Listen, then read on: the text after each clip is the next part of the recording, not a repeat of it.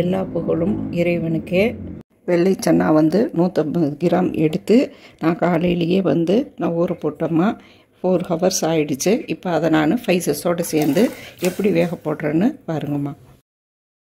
சாகி jeera 2 gram சாகி ஜீராம்மா. கருப்பு ஏலக்காய் இது ஒரு 2 கிராம். காபூல் கடலை அதே ஸ்வீட் தன்மை உள்ளது. அது ஸ்வீட்டாக தான் இருக்குது இந்த டிஷ்ஷு. அதனால் பட்டை நீங்கள் குறைச்சி கூட்டி போட்டுக்கலாம்மா. ஒரு 2 துண்டு, பேருக்கு 2 துண்டு. இது காரத்துக்கு இந்த கிராம்பு 7-8 எடுத்திருக்கேன். அன்னாசி பூவோட பெட்டல்ஸு நுணுக்கி 2 பெட்டல்ஸ் மட்டும் இந்த டிஷ்ஷுக்கு போதும்மா. கொஞ்சமாக கல்பாசி ரோஸ் பெட்டல்ஸுமா. இந்த ஃபைசஸ் பேக்கை நல்லா டைட்டாக கட்டி வெள்ளை கொண்டக்கடலை எங்கிட்ட இருக்கிறத வச்சு நான் செஞ்சுருக்கேன். நீங்கள் ட்ரை பண்ணும்போது இருக்கிறதுலையே பெரிய வெரைட்டியாக இருக்கிற காபூல் கடலைன்னு கேட்டு வாங்கி நீங்கள் ட்ரை பண்ணுங்கம்மா. அது ரொம்ப டேஸ்ட் ரொம்பவும் நல்லா இருக்கும். குக்கரில் தண்ணி கொதிச்சு வந்தது கல்லை போடுங்கம்மா. இப்போ அது நுரைச்சி வரும், ரிமூவ் பண்ணிடுங்க. ஃபைசஸ் பேக்கை உள்ளே இப்போ போட்டுருங்கம்மா. 100 கிராம் வெங்காயம், பெரிய வெங்காயம், 50 கிராம் பூண்டு பாருங்கள், ஒரு 5 கிராம் உப்பு சேர்த்திக்கிறேன். லிட்டு போட்டு மூடி வேக வச்சிடணுமா. ஹை ஃப்ளேமில் 1 விசிலோ, லோ ஃப்ளேமில் 3 நிமிஷமோ வச்சுட்டு நீங்கள் ஆஃப் பண்ணி விட்டுருங்கம்மா. காபூல் புலாவ் செய்வதற்கு தேவையான பொருட்கள் பார்த்துடலாமா. 50 மில்லி தயிர், 150 கிராம் ஆனியன் பெரிய வெங்காயம், 50 கிராம் பூண்டு, 25 கிராம் இஞ்சி, 4 நம்பர் பச்சை மிளகா கீரிக்கணும். 150 கிராம் உருளைக்கிழங்கு நல்ல பொடி பொடியாக அரிஞ்சு நல்லா கழுவி வச்சுருக்கிறேன். தேங்காயை ஒரு தேங்காயில் அரை மூடியில் அதில் பாதி அதை நல்லா அரைச்சி ஃபஸ்ட்டு பாலை நல்லா ஸ்ட்ரெயின் பண்ணி எடுத்து வச்சுருக்கிறேன்மா. காபூல் புலாவ் செய்கிறதுக்கு நெய்யில் தான் செய்யணும். உங்களுக்கு அளவு தெரியணுங்கிறதுக்காக 100 மில்லி நெய் தனியாகவே நான் வாங்கியிருக்கேன். 75 கிராம் கருப்பு கிஸ்மிஸ்ன்னு சொல்கிற திராட்சை, 150 கிராம் கேரட்டு. இந்த நீல வாக்கில் கட்டிங் மீன்மா. இந்த மாதிரி நீங்கள் நீல வாக்கில் கட் பண்ணிக்கணும். தேவையான உப்புமா. புலாவுங்கிறது பாசுமதி அரிசியில் செய்யறதுமா. நான் சீரக சம்பாவை 200 கிராம் எடுத்து நான் இப்போ உங்களுக்கு ரெடி பண்ணி காமிக்க போகிறேன். ஒரு கைப்பிடி அளவு புதினா, ஒரு கைப்பிடி அளவு கொத்தமல்லி, 75 கிராம் முந்திரி, பாதாம், எல்லாமே ரோஸ் ஒயிட் எசன்ஸு. உங்கள்கிட்ட இருந்தால் ட்ரை பண்ணுங்கள், இல்லைன்னா அவாய்ட் பண்ணிக்கோங்க. இது ரெஸ்டாரண்ட் ஸ்டைலில் வரணுங்கிறதுக்காக ஒரே ஒரு சொட்டு ஊற்றுவேன். இருந்தால் ட்ரை பண்ணுங்கள், இல்லாட்டி அவாய்ட் பண்ணிக்கோங்க. இந்த ஃபைசஸ் எல்லாம் கரைஞ்சி தண்ணியோட கலரவே மாற்றி காமிச்சிருக்குது. இப்போ எடுத்து அமுத்தி காமிக்கிற பாருங்க. பஞ்சு பஞ்சாட்ட நல்லா வெந்திருக்குது. இப்போ நீங்கள் வைக்கும்போது இது வேகாமல் நறுக்கு பதமா அப்படி ஏதாவது தெரிஞ்சாலும் நீங்கள் பயப்பட வேணாம். நீங்கள் அப்படியே எடுத்து போட்டு புலாவில் நீங்கள் கலக்கி விட்டு தம்மெல்லாம் வைக்கும்போது மிச்சம் இருக்கிற ஒரு 10%ஓ 15%ஓ தம்மில் வெந்து வந்துடும். இன்னுமே உங்கள் கைக்கு நல்லா வரும்மா. புலாவுக்கு தேவையான பொடி அரைக்கிறதுக்கு 3 கிராம் வெள்ளை குருமிளகு, கருப்பு ஏலக்காய் 2 நம்பர், 5 கிராம்பு, கொஞ்சம் பட்டை, ஒரு 10 நம்பர் கொத்தமல்லி விதை, கல்பாசி சிறிதளவு, சோம்பு ஒரு 3 கிராம். ஃபைன் பவுடராக அரைச்சிக்கலாமா. கட்டி காஞ்சிட்டுருக்கு. தேவையான நெய் 100 மில்லி நம்ம ஊற்றிக்கிறோம். ஃபஸ்ட்டு எடுத்தது வெங்காயத்தை போட்டுக்கலாம். இது இவ்வளோ தூரம் தான் வேகணும். பூண்டு அரவை போதுமா, கலர் மாறக்கூடாது. இஞ்சி ஊற்றியாச்சு, கட் பண்ணி வச்சுருக்கிறேன். உருளைக்கிழங்கு போட்டாச்சுமா. இது வேகிறதுக்கு தகுந்த உப்பு போட்டுக்கிறேன். இந்த பவுலில் 3/4 பவுலு அரிசி எடுத்துருந்தேன். தண்ணி மெஷர்மெண்ட் பண்ணி எடுத்துருக்கேன். இது ஊற்றி கொதிக்க விடலாம்மா. உருளைக்கிழங்கு வேகட்டும். தயிர் ஊற்றியாச்சுமா. ஏன் இந்த இடத்துல இப்போவே தயிர் ஊற்றுறீங்க அப்படின்னு நினைப்பீங்க. பச்சை மிளகாயை இந்த இடத்துலையே கீரி போட்டுக்கணும். போட்டாச்சுமா. இது வணங்கக்கூடாது. புலாவுக்கு எந்த பொருளும் வணங்கக்கூடாது, வெள்ளையாகவே தான் இருக்கணும்.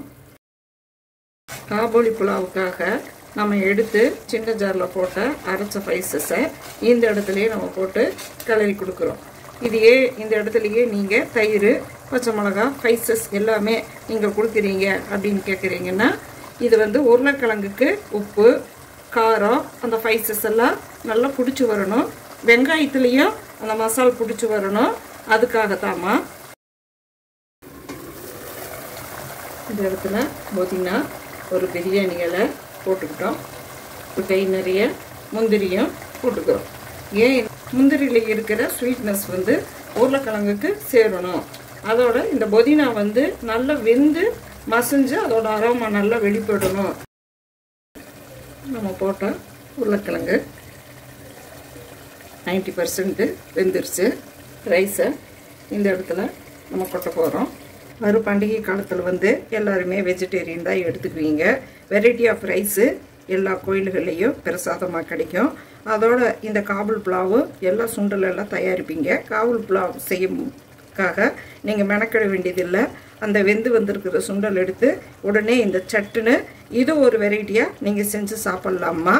இப்போ இதுக்கு மெயின் வந்து ஒரு நாள் இந்த நெய் இவ்வளவு எடுத்ததுனால நமக்கு எந்த இது இல்லை. நீங்கள் ராஜஸ்தான் இதுலாம் சமையலாம் பார்த்துருப்பீங்க. அவங்க ஒரு சப்பாத்திக்கு எவ்வளோ நெய் வச்சு சாப்பிட்றாங்கன்னு பாருங்கள். இது பசுமாட்டு நெய் தாமா.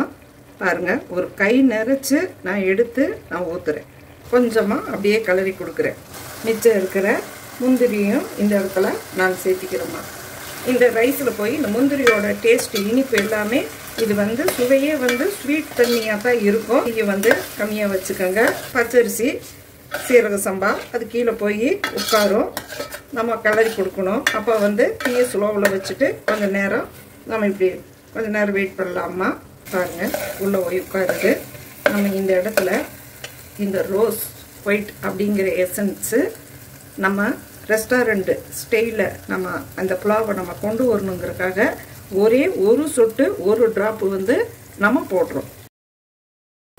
1க்கு 1.5ங்கிற அளவில் சுடு தண்ணி பக்கத்துலேயே நான் வச்சுருக்கேன், ஹாட் வாட்ரு.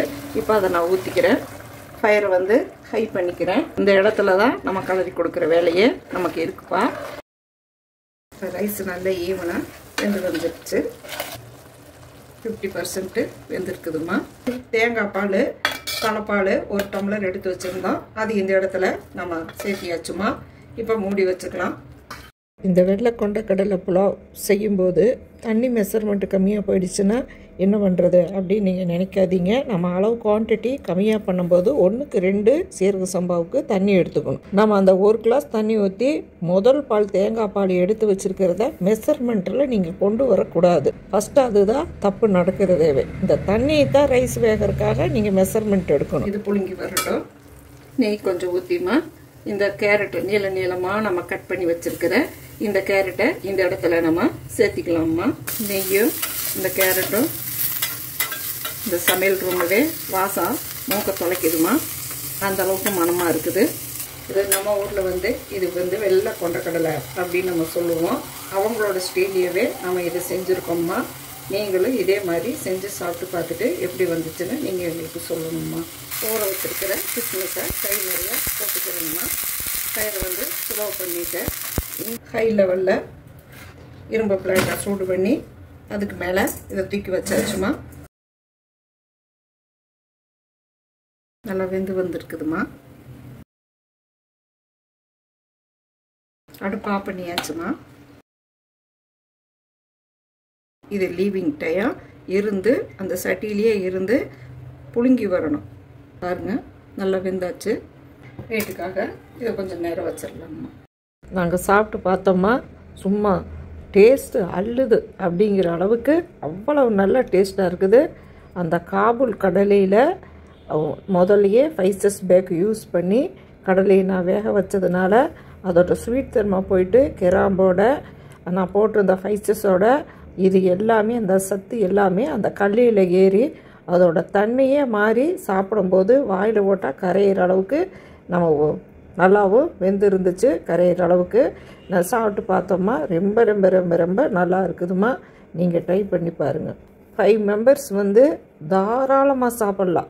200 கிராம் சீரக சம்பா அரிசி, 150 கிராம் வெள்ளை கொண்டக்கடலை, இது 2 காம்பினேஷனில் வச்சு வெள்ளை காபூல் புலாவ் நான் செஞ்சு காமிச்சிருக்கேன். அடியே ஒரு துளி கூட அடி பிடிக்கல. நல்ல சாப்பாடு, நல்ல வெந்து பெரியவங்கள்லேருந்து சின்னவங்க வரைக்கும் சாப்பிட்ற அளவுக்கு இது நல்ல ரைஸ் கிடச்சிருக்குதுமா. ஸ்கூல் லீவெல்லாம் வரப்போகுது. இதை நீங்கள் செஞ்சு குழந்தைகளுக்கு இந்த காம்பினேஷனில் செஞ்சு சாப்பிட்டு பார்த்துட்டு எப்படி வந்துச்சுன்னு நீங்கள் எனக்கு சொல்லணுமா. ஹெல்த்தியாக இருக்கிறதுக்காக வெள்ளை கொண்டக்கடலை போட்டிருக்கேன், முந்திரி போட்டிருக்கேன், திராட்சை போட்டிருக்கேன், பாதாம் போட்டிருக்கேன், நெய்யிலேயே செஞ்சுருக்கேன். நீங்களும் இதே மாதிரி செஞ்சு சாப்பிட்டு பார்த்துட்டு எனக்கு கண்டிப்பாக நீங்கள் ஃபீட்பேக் கொடுக்கணுமா.